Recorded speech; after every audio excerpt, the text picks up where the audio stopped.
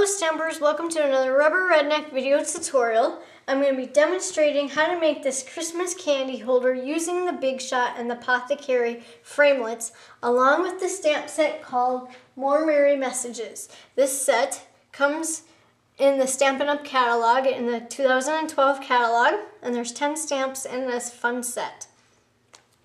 First, you want to cut one piece of Lucky Limeade cardstock at 3 inches by 5.5.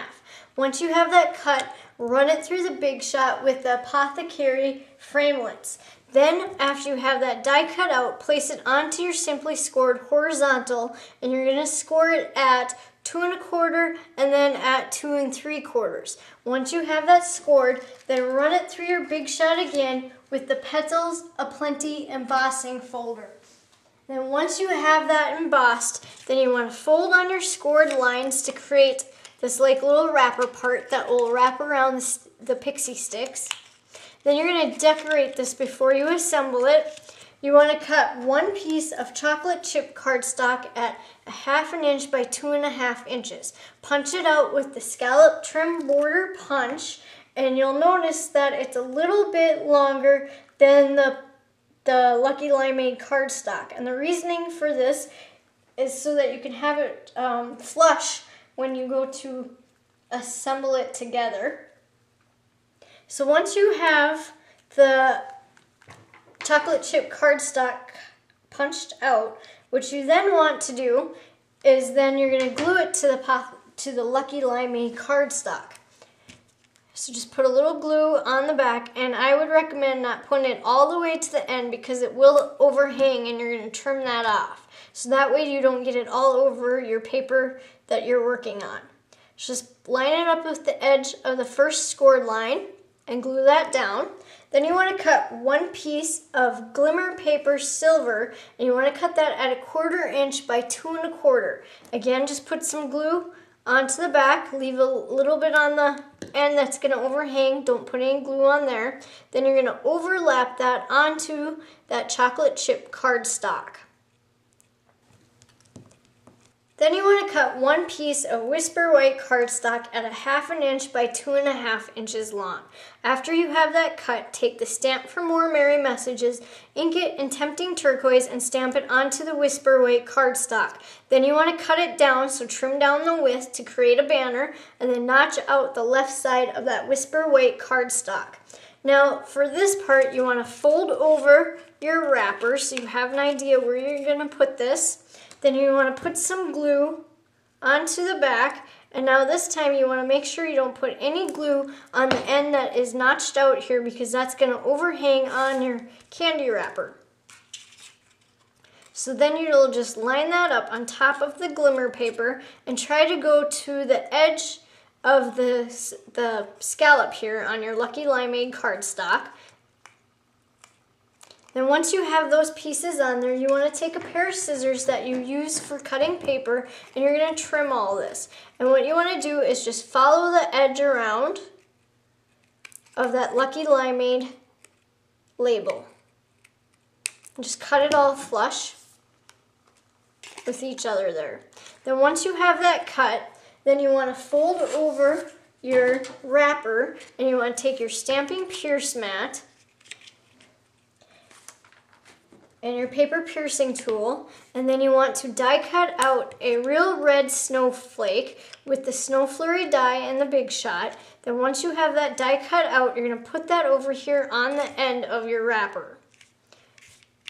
And then you're going to take your paper piercing tool, line up your edges, make sure the edges on the right side are all lined up. Then you're going to take your paper piercing tool and put that through all those layers there. Then once you have all those layers put through there, you want to create a bow out of the Lucky Limeade Baker's Twine. And you're going to take a glue dot and you're going to put that onto that Baker's Twine bow. And then you want to place that in the center.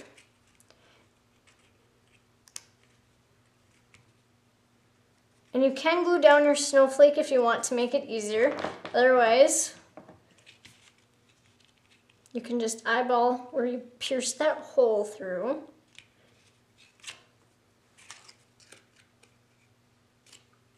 And you're going to put that baker's twine bow right on there. And then what you want to do next, you want to line all that up again, and then you're going to take your paper piercing tool again, and you want to create another hole above that other hole, because you're going to spread the prongs apart on the mini silver brad to wrap around through all the layers.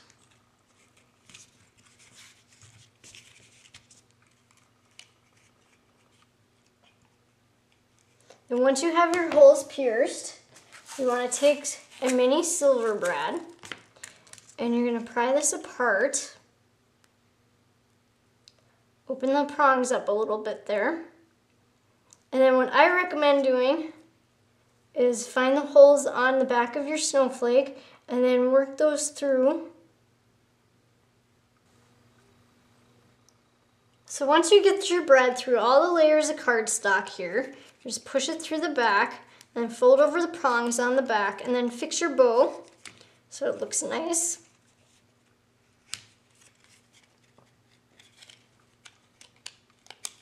Make sure you flip the prongs over on the back so they don't pull out of there for you. Good. And then fix your bow. And then once you have your bow fixed into the center of the little snowflake here, then you want to take some of the rhinestone basic jewels and just add them to the scallop on the chocolate chip cardstock here in between each little scallop there. Just place them on there.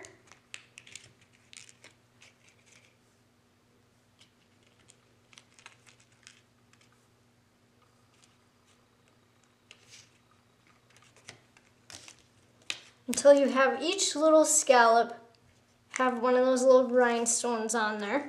And then after you get the little rhinestones on there, you then want to put your little pixie sticks, just slide them right in. Slide them right in there. And then to make it snug and tight, put as many as you can get in there so that they don't fall out. Or you can use like a little chocolate candy bar will fit in there as well. And then that completes the tutorial for the Apothecary Christmas candy holder. Thank you for watching.